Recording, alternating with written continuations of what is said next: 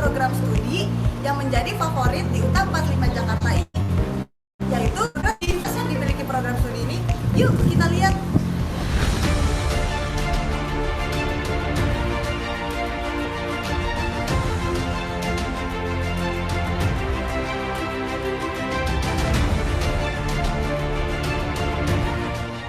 Nah, kita ada di depan lab formulasi tablet nih. Yuk kita.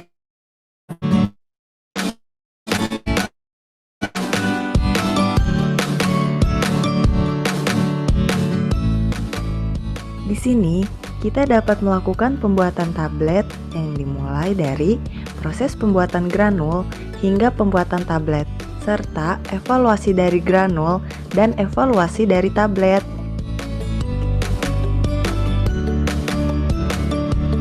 Yuk, cek laboratorium selanjutnya.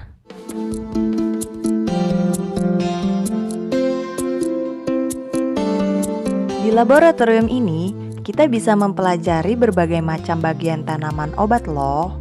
Dan di sini kita juga bisa melihat gambaran struktur dari tanaman obat-obat tersebut.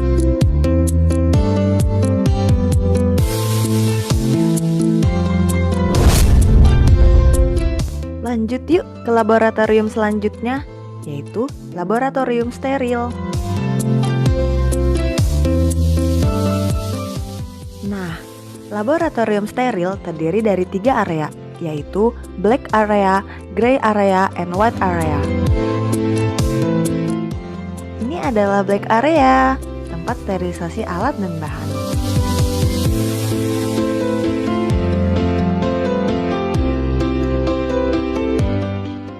Yang ini adalah gray area, tempat sterilisasi diri.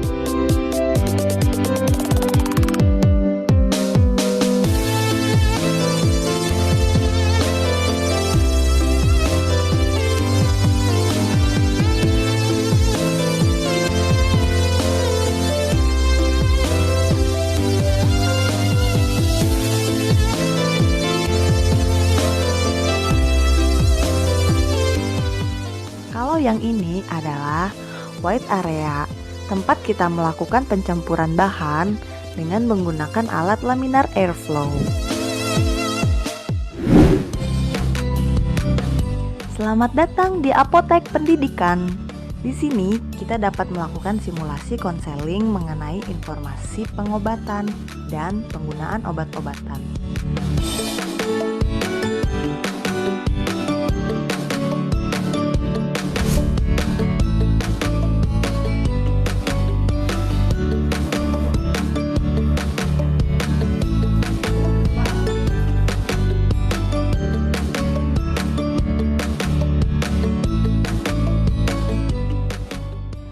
Mohon ditunggu, saya siapkan dulu kursi.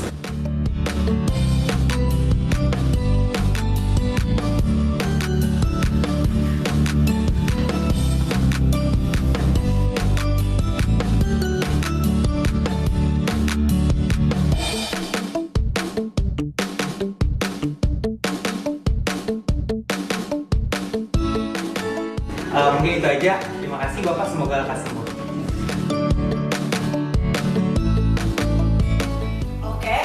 Beberapa fasilitas yang ada di program studi Farmasi UTA 45 Jakarta. Untuk info lebih lanjutnya, yuk kita dengerin penjelasan dari Prodi Farmasi UTA 45 Jakarta. Assalamualaikum, kenalkan, saya Apoteker Rabima Master Farmasi sebagai Ketua Program Studi Sarjana Farmasi UTA 45 Jakarta. Seperti kita ketahui, program studi Sarjana Farmasi merupakan program studi yang mempelajari tentang obat-obatan. Di sini kita akan belajar mengenal senyawa obat dan sintesisnya. Belajar meracik, memformulasi, dan membuat obat yang sesuai dengan standar pemerintah. Tidak hanya meracik dan memformulasi, di Prodi Farmasi kita juga harus mengetahui bagaimana penggunaan obat-obatan tersebut secara aman dan legal. Mahasiswa kami diajar oleh orang-orang yang profesional di bidangnya. Pembelajaran di Prodi Sarjana Farmasi UTA 45 Jakarta dilaksanakan secara daring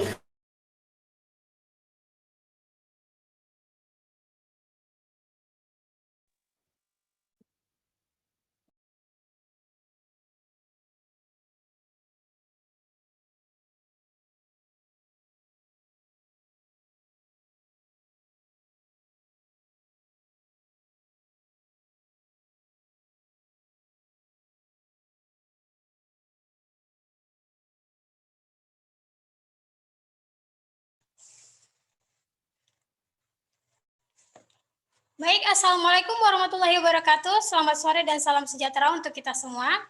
Selamat datang di webinar dengan tema Kenali Faktor Resiko Asma dan Cara Penata Laksanaannya. Webinar saat ini diketahui oleh Universitas 17 Agustus 1945 Jakarta, di dalamnya Profesi Apoteker Angkatan 43B.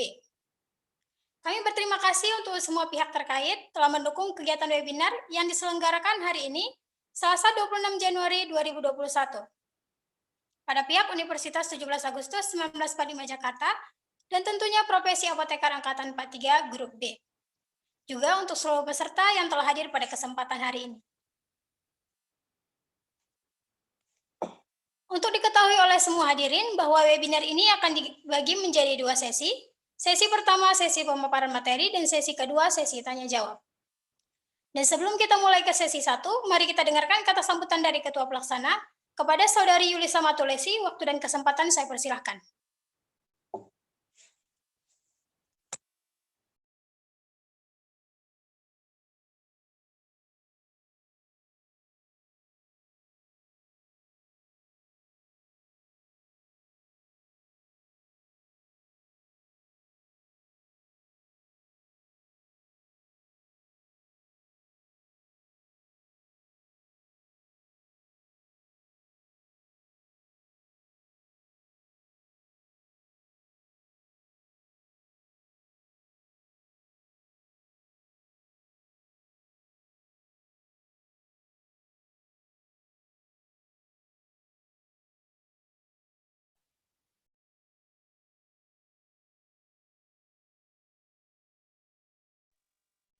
Mohon maaf untuk semua hadirin, karena Ketua Pelaksana kami lagi ada gangguan jaringan, mohon untuk menunggu sebentar. Terima kasih.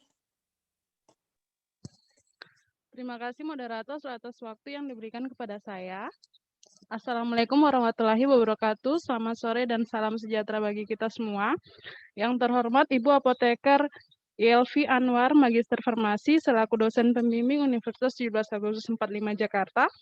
Yang terhormat Saudari Rosiana Alvira, Sarjana Farmasi, selaku narasumber pada webinar Kenali Faktor Resiko Asma dan Penata Laksanaannya. Dan yang saya banggakan panitia webinar, teman-teman kelas Apoteker BUTA 45 Jakarta, dan juga seluruh peserta webinar yang sudah hadir pada kesempatan webinar di sore hari ini.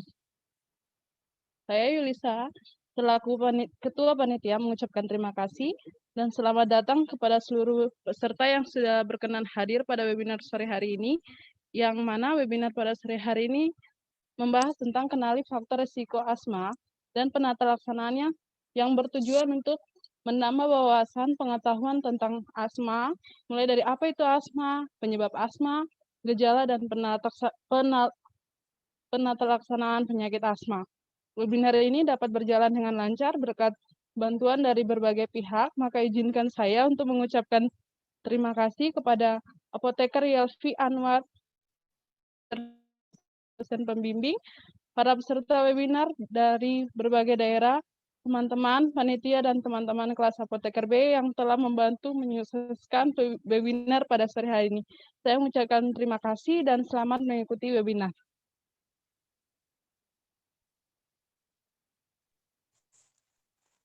Baik, demikianlah kita telah mendengarkan sambutan dari Ketua Pelaksana. Saat ini kita akan masuk pada inti acara. Sebelumnya, perkenalkan, saya Fatimah Simamora dan saya akan memandu webinar ini selama kurang lebih 2 jam ke depan. Namun sebelum webinar ini dimulai, saya akan memperkenalkan terlebih dahulu narasumber kita atau pemateri kita saat ini. Telah hadir bersama kita Saudari Rosiana Alvira selaku mahasiswi Profesi Apoteker UTA 45 Jakarta.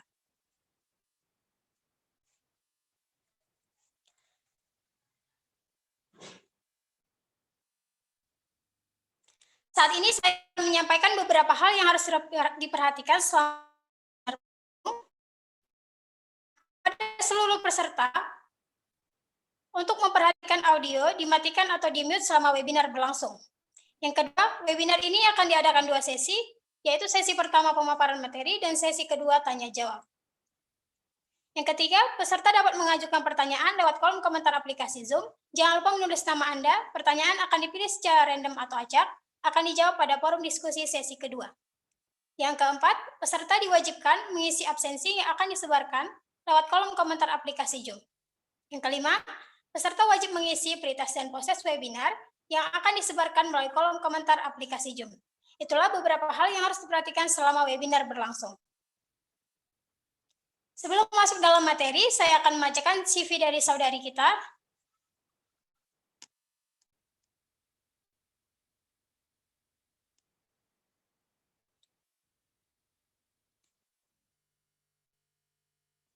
Slide, Kak. Baik, berikut CV dari pemateri kita hari ini, Saudari Rojian Alvira.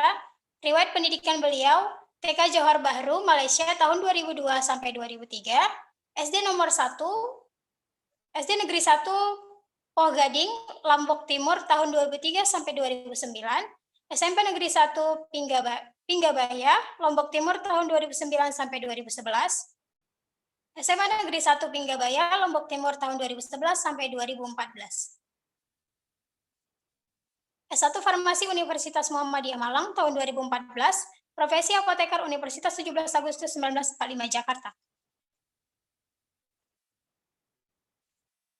Berikut latar belakang organisasi. Kader Ikatan Mahasiswa Muhammadiyah, PIKM, Sehati UMM 2014, Labaki Indonesia, IKPM Lombok Timur Malang. Ketua Umum IKPM, Lotim Malang 2018 sampai sekarang, anggota Labaki, Laskar Anak Bangsa Anti Korupsi Indonesia 2018 sampai sekarang, Sekretaris Jenderal PIKM, Sehati UMM Pusat Informasi Konseling Mahasiswa 2016 sampai 2018. Ketua Bidang Kader Ikatan Mahasiswa Muhammadiyah Fakultas Ilmu Kesehatan UMM 2016 sampai sekarang. Instruktur Nasional IMM Jawa Timur 2015.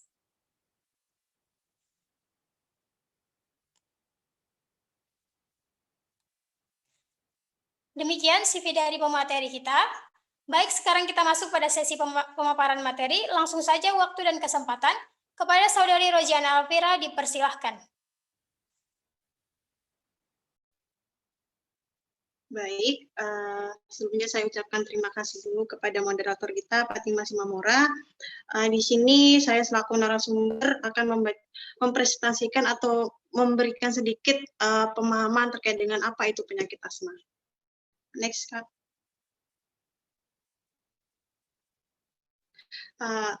Penyakit asma adalah suatu penyakit kronik atau menahun yang menyerang saluran pernafasan atau bronkial pada paru di mana terdapat peradangan atau biasa yang disebut dengan inflamasi dinding rongga bronkial sehingga mengakibatkan penyempitan saluran nafas yang akhirnya seseorang akan mengalami sesak nafas. Next, Kak. Next, Kak. Pada suatu serangan asma, otot polos dari bronki akan mengalami kejang dan jaringan yang melapisi saluran udara mengalami pembengkakan karena adanya peradangan dan pelapasan lendir ke dalam saluran udara. Hal ini akan memperkecil diameter dari saluran udara atau biasa disebut dengan bronkokonstriksi, dan penyempitan ini akan menyebabkan penderita harus berusaha sekuat tenaga supaya dapat bernafas. Nah, untuk penyebabnya sendiri, penderita asma saluran pernafasannya akan memiliki sifat yang khas, yaitu sangat peka terhadap berbagai rangsangan atau bronchial hyperactivity atau hiperaktivitas saluran nafas. Di mana juga asma ini bisa disebabkan karena serbuk sari dari makanan.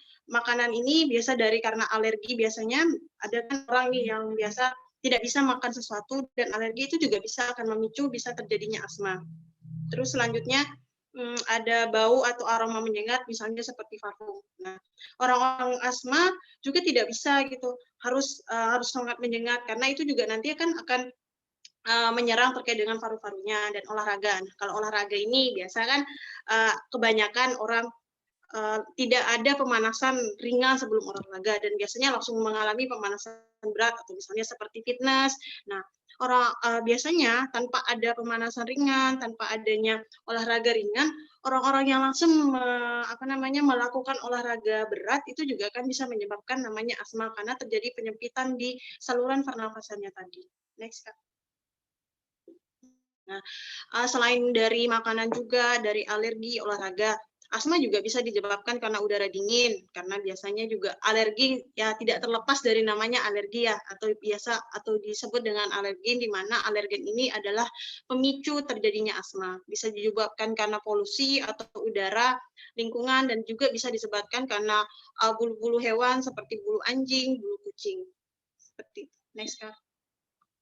Nah, terkait dengan faktor risiko terjadinya asma juga, di sini bisa disebabkan karena adanya alergen, virus, serta iritan yang dapat menginduksi respon inflamasi akut.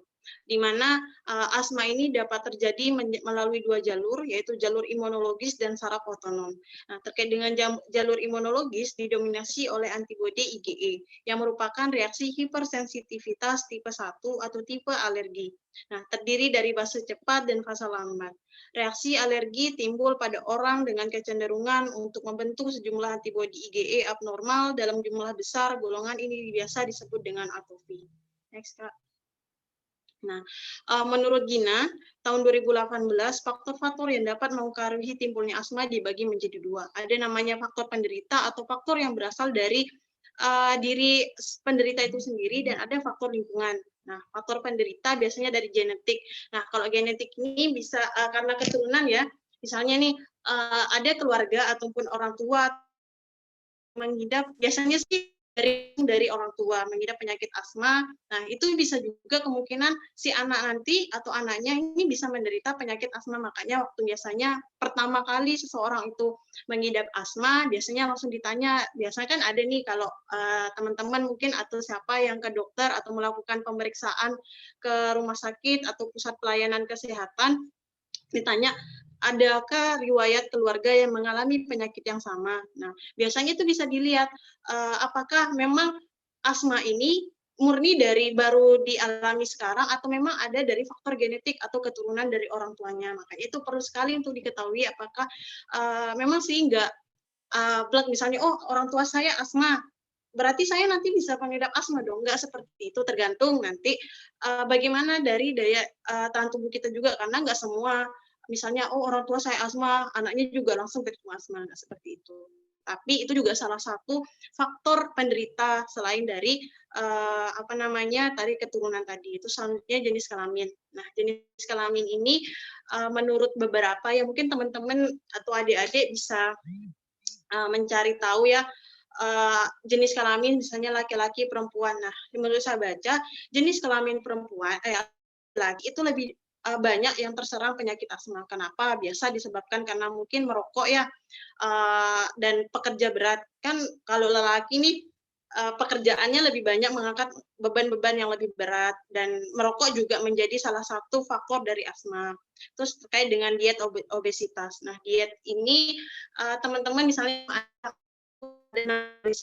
kalau ingin melakukan diet, lakukanlah diet yang sehat. Jangan sampai malah ingin diet tapi menyakiti ataupun merusak organ-organ lain yang seharusnya tetap harus kita jaga. Jadi namanya kita diet juga kan ada nih biasanya teman-teman diet, oh diet saya nggak mau makan, saya nggak mau ini, harus makan ini, harus gini. Nah, jadi harus tetap dikontrol gitu loh teman-teman, harus bisa dilihat, oh apakah ini memang baik nggak, saya diet seperti ini bagus nggak, nanti takutnya ada penyakit-penyakit komplikasi lain yang menyerang, seperti itu. Selanjutnya ada faktor lingkungan. Nah, faktor lingkungan ini biasanya namanya lingkungan ya, dari faktor eksternal sendiri, dari faktor eksternal dari lingkungan atau dari luar kita bisa disebabkan oleh alergen tadi yang memicu terjadinya alergi, sama faktor pekerjaan. Nah, bukan penyebab terpenting. Kenapa faktor pekerjaan?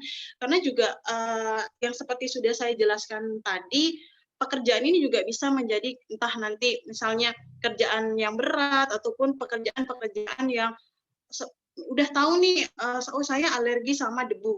Nah, pekerjaannya sepertinya di luar, di kotor-kotoran atau yang yang bersentuhan langsung dengan banyak debu, itu juga kan bisa menyebabkan jadinya asma. Nah, studi epidemiologi menunjukkan korelasi antara paparan alergen, prevalensi asma, dan perbaikan asma bila paparan alergen menurun. Alergen indoor yang sering ditemui adalah domestik, alergen hewan seperti tadi bulu kucing, rodent ataupun anjing, serta jamur seperti Alternaria, Aspergillus, dan Candida. Next, Kak.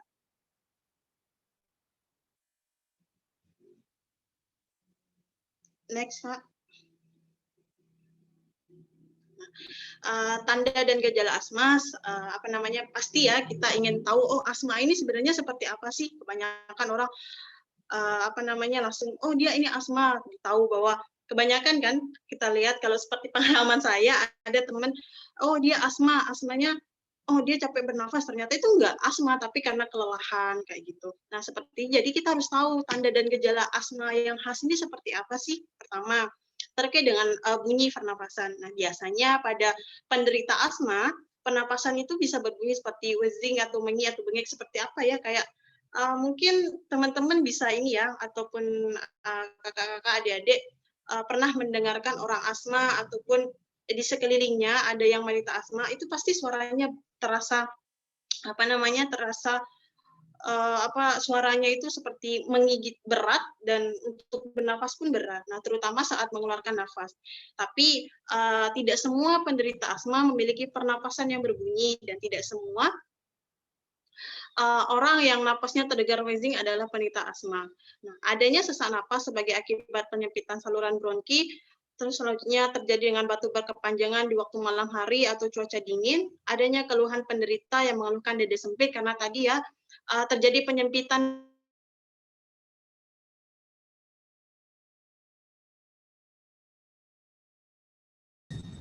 karena tadi ya terjadi area di pernafasan, selanjutnya serangan asma yang hebat menyebabkan penderita tidak dapat berbicara karena kesulitan dalam mengatur pernafasan.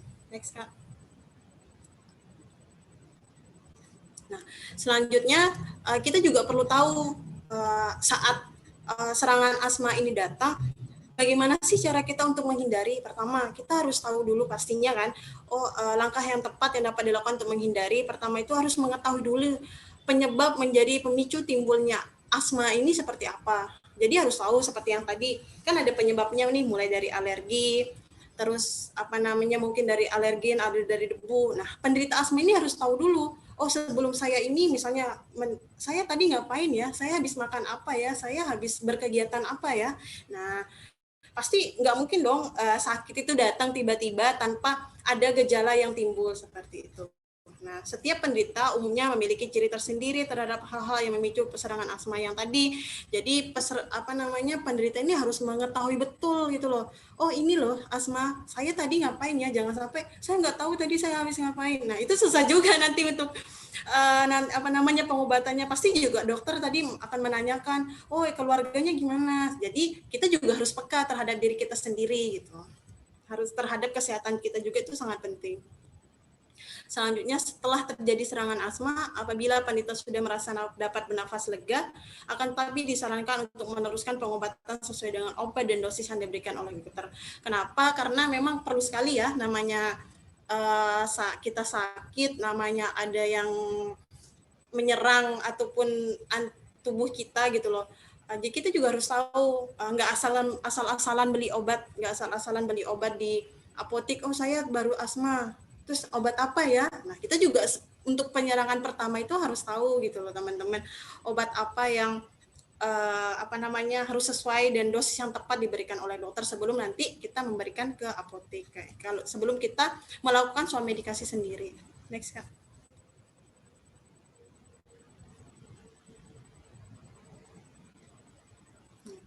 Terkait dengan penanganannya sendiri, slide sebelumnya, Kak. Nah, terkait dengan terapi penanganannya itu dibagi ada dua macam. Ada namanya, cara pertama ini merupakan terapi non obat atau yang biasa kita sebut dengan terapi non farmakologis yang dapat dilakukan dengan menghindari pemicunya atau dengan terapi napas atau namanya senam asma. Yang kedua dengan melibatkan obat-obat asma atau yang biasa kita sebut dengan terapi farmakologi.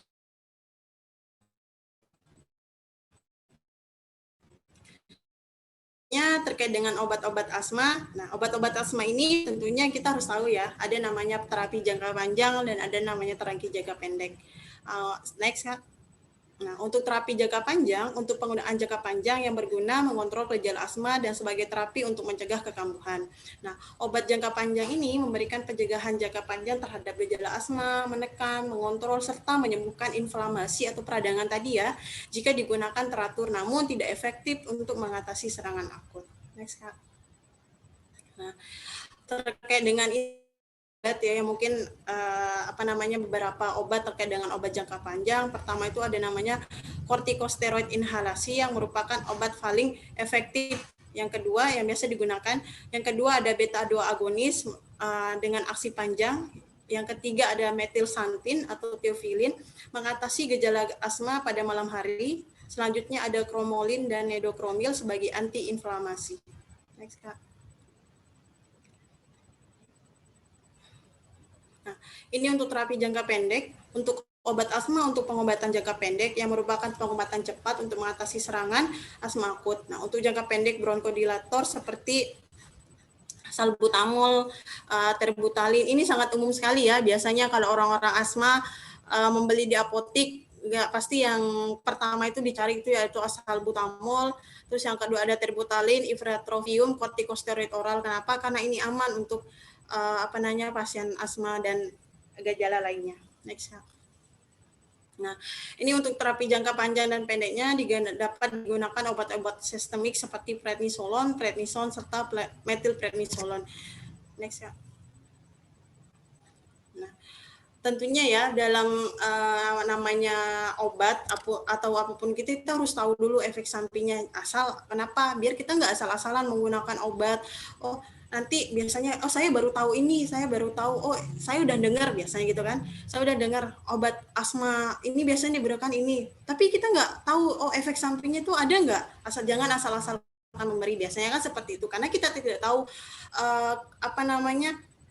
tubuh seorang untuk menerima itu akan berbeda dengan orang lain. Itu tidak bisa kita samakan. Jadi harus tahu dulu efek samping ini juga perlu kita ketahui untuk mengurangi nantinya gejala-gejala yang tidak diinginkan. Nah, untuk di sini ada penggunaan kortikosteroid hirup buat ibu hamil berefek pada rendahnya berat bayi yang lahir dan memperlambat pertumbuhan anak-anak jika digunakan selama bertahun-tahun.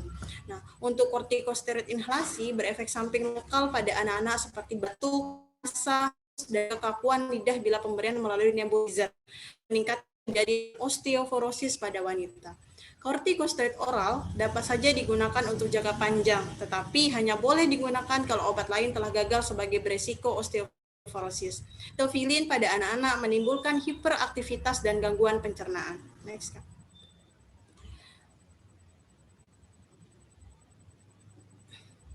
Next, Kak.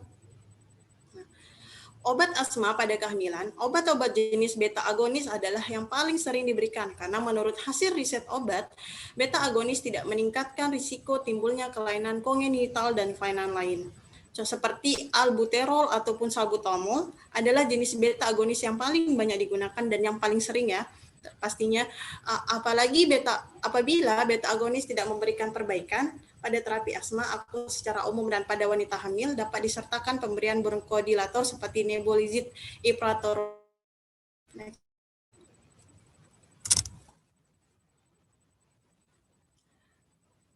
Next, Kak.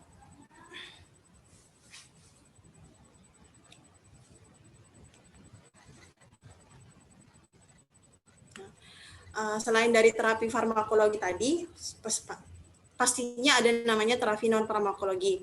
Nah, terapi non-farmakologi meliputi pendidikan pasien dan pengajaran keterampilan manajemen diri harus menjadi landasan program perawatan. Kenapa pengajaran keterampilan manajemen ataupun keilmuan ini penting sekali gitu loh? Karena yang tadi sudah saya jelaskan di awal, kita sebagai otomatis ya namanya kita ini semuanya pasien ya. Kita ini ibaratkan kita ini sebuah pasien memiliki suatu penyakit, entah penyakit apa misalnya emah ataupun asma. Kita harus tahu dulu, oh asma itu penyakit sama seperti ini menyerang apa sih? Kenapa harus ada, kenapa kok saya bisa mengidap asma, gejala apa yang bisa menyebabkan asma, itu teman-teman ataupun adik-adik dan teman-teman semua itu harus tahu dulu. Jadi kita nggak hanya mempelajari, saya asma, terus sebenarnya asma itu penyakit yang gimana ya, kita sendiri yang mengidap penyakit asma itu tidak tahu gitu loh, ternyata penyakit asma itu seperti ini. Jadi itu juga penting untuk kita tahu bahwa penyakit itu seperti ini. Kita harus tahu dulu tadi gejalanya di diri kita sendiri dulu. Kita harus tahu dulu gejala yang menyebabkan kita asma ini apa. Terus apakah kita itu ataupun punya alergi ataupun punya permasalahan terkait dengan pernapasan ataupun itu juga harus teman-teman tahu. Selanjutnya dilakukan pengukuran obstruksi airflow obstruktif dengan flow meter di rumah belum tentu meningkatkan kesehatan pasien. Nah, NAEPP menganjurkan penggunaan pemantauan DTP hanya untuk pasien dengan beresisten asma parah yang mengalami kesulitan obstruksi jalan nafas.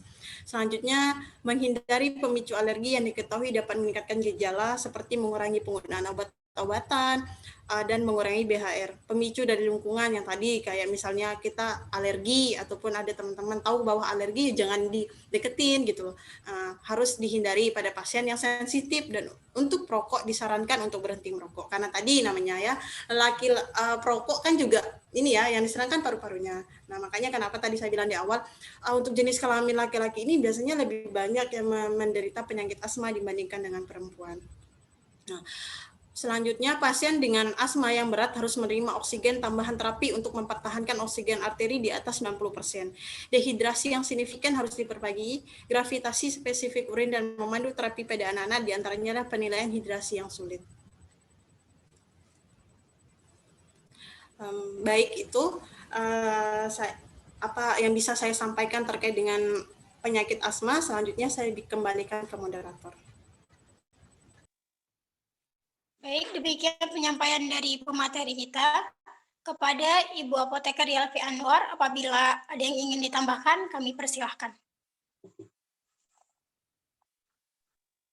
Ya, baik. Terima kasih atas waktu yang telah diberikan pada Ibu. Pertama kali Ibu ucapkan selamat sore buat semua. Assalamualaikum warahmatullahi wabarakatuh. Waalaikumsalam, Bu. Salam sehat buat kita semua ya.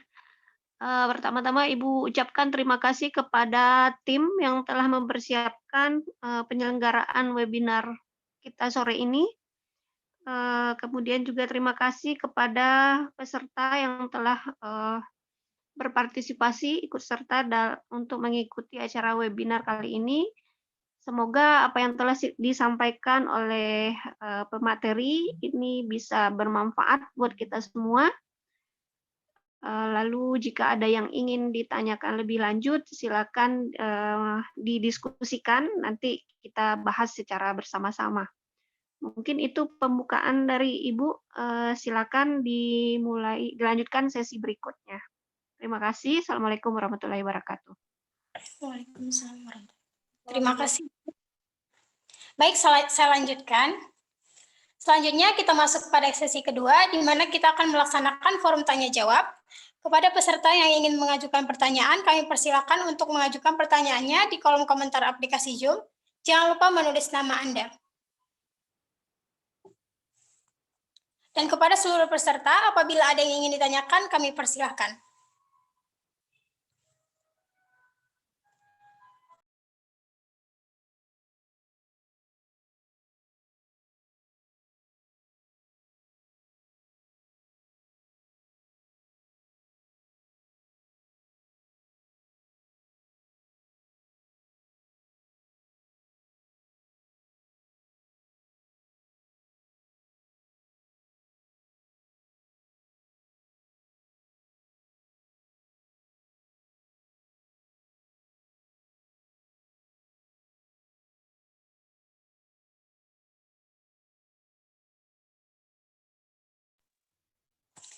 Baik, kepada seluruh peserta, apabila ada yang ingin ditanyakan, kami persilakan Anda boleh mengaktifkan audio Anda.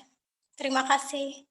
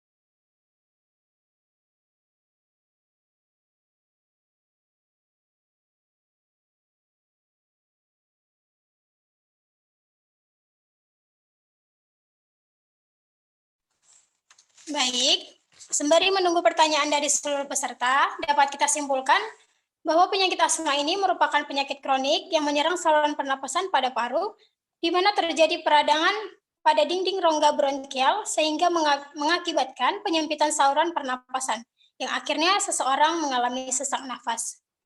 Untuk pengobatannya sendiri terdapat 2 jenis, yaitu terapi jangka panjang dan terapi jangka pendek. Terapi jangka panjang ini bertujuan untuk mengontrol asma dan sebagai terapi untuk mencegah kekambuhan. Salah satu contoh obatnya yaitu kortikosteroid inhalasi.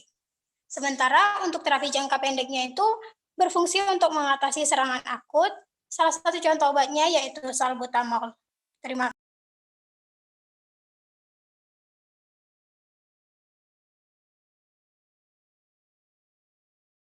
Baik, berikut pertanyaan dari Saudari Dorlan.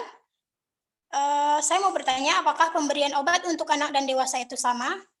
Baik, terima kasih atas pertanyaan dari Saudari Dorlan. Kami meminta waktunya untuk menjawab pertanyaan dari Anda.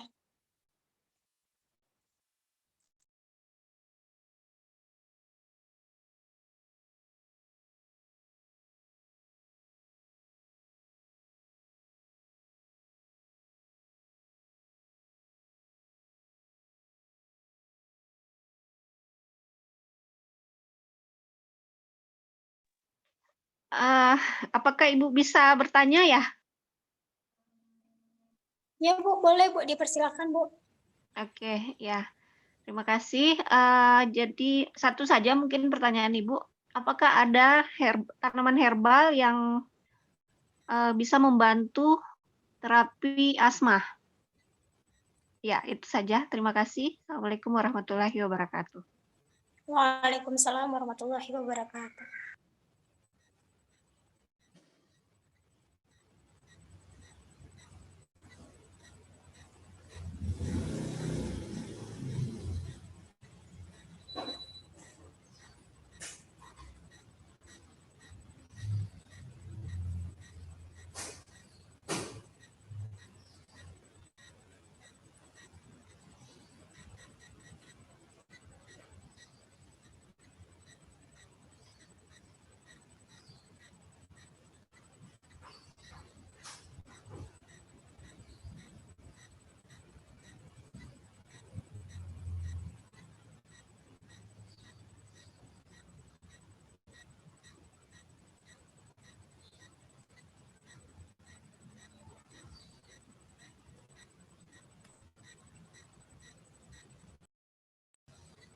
Baik. Kak Fatimah, saya coba ini ya, jawab dari pertanyaannya Darlan tadi. Baik, dipersilakan untuk Saudari Rojena Alfira. Baik, tadi kan Kak, Darlan nanya ya, apakah pengobatan untuk terapi untuk pasien asma untuk pasien dewasa dan anak itu sama? Sebenarnya sama aja Kak. Terkait dengan terapi pengobatan untuk anak dan dewasa itu sama. Obat-obat yang diberikan juga sama, namun nanti mungkin coba dilihat lagi kan, di asma itu ada beberapa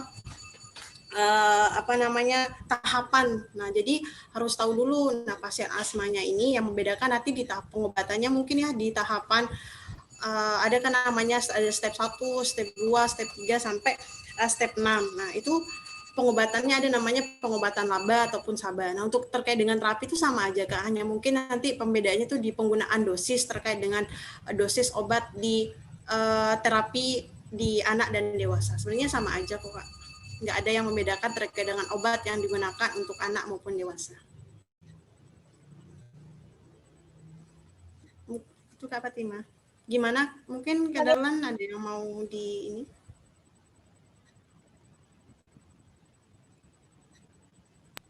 Bagaimana untuk Saudari Dorlan? Apakah sudah jelas untuk jawaban dari pertanyaannya?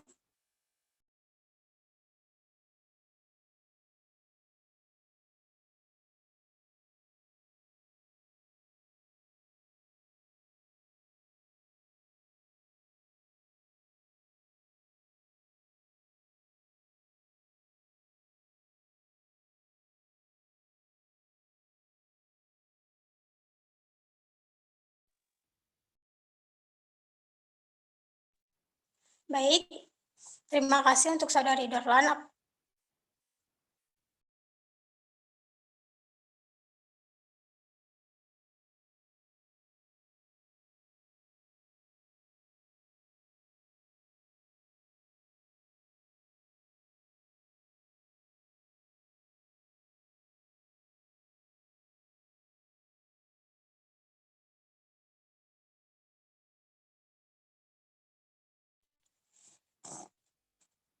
Baik, untuk pertanyaan dari Ibu akan dijawab oleh Saudari Helpi Aprianti. Saya persilakan.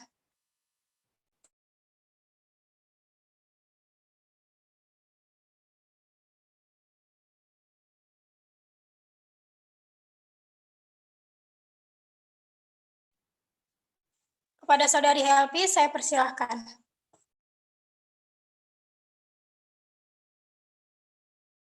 Ini Kak, Fatima saya coba bantu ya. Baik.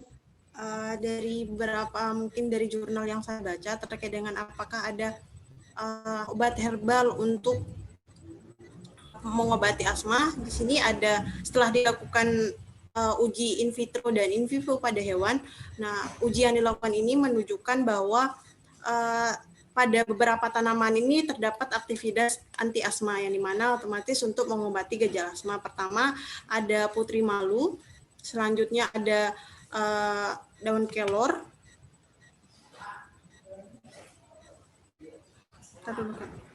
Nah, ada daun kelor, ada namanya senggugu, jeringau, sama sirih. Mungkin itu Bu terkait dengan jurnal yang saya temui terkait dengan obat herbalnya. Ya, terima kasih jawabannya pada Roziana ya. Ya. Nah, mungkin pertanyaan selanjutnya, apakah dia menyembuhkan mengurangi gejala dari asma itu, atau dia sifatnya meningkatkan sistem kekebalan tubuh? Karena kan kita tahu bahwa penderita asma ini sebenarnya dia tidak bisa sembuh. Jadi ketika dia dipicu oleh berada di suatu kondisi yang ada pemicunya, misalnya debu atau dingin, ya, dia alergi debu atau alergi dingin, maka asmanya kambuh lagi. Jadi tanaman yang tadi yang disebutkan itu apakah sifatnya mengurangi gejalanya seperti inflamasi atau wheezing, batuk, ya, dan sebagainya, atau dia sifatnya meningkatkan daya tahannya, karena kan kita tahu itu yang diserang adalah antibodi, ya. Mungkin itu pertanyaan Ibu selanjutnya. Terima kasih. Ini Bu, yang setelah saya baca untuk tanaman-tanaman tadi saya sebutkan karena itu dilakukan penelitiannya oleh satu orang dan beberapa orang di satu jurnal. Nah, untuk aktivitas tanaman itu dia memiliki aktivitas yang saya baca uji menunjukkan ekstra memiliki aktivitas anti asma yang besar karena secara signifikan menghambat histamin dengan memblok reseptor histamin 1. Jadi memicu memblok pemicu yang terjadinya alergi sehingga tidak terjadinya asma tadi itu, Bu. Oke, terima kasih jawabannya, Roziana. Ya, cukup.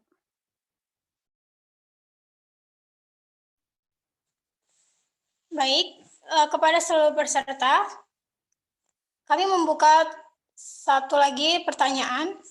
Jika ada yang ingin bertanya, kami persilahkan.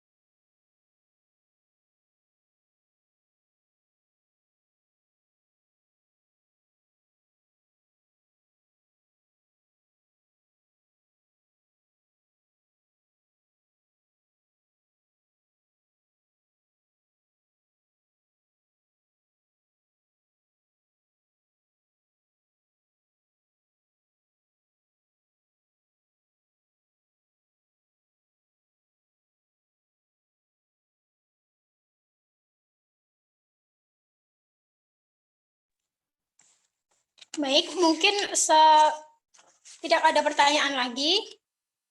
Kami akan lanjutkan. Baiklah, dengan demikian berakhir sudah forum diskusi kita di sesi kedua ini. Sebelum mengakhiri webinar ini, panitia akan mengambil dokumentasi terlebih dahulu. Kepada seluruh peserta, mohon untuk mengaktifkan video Anda, dan kepada panitia yang ditugaskan, dipersilakan untuk mengambil dokumentasi.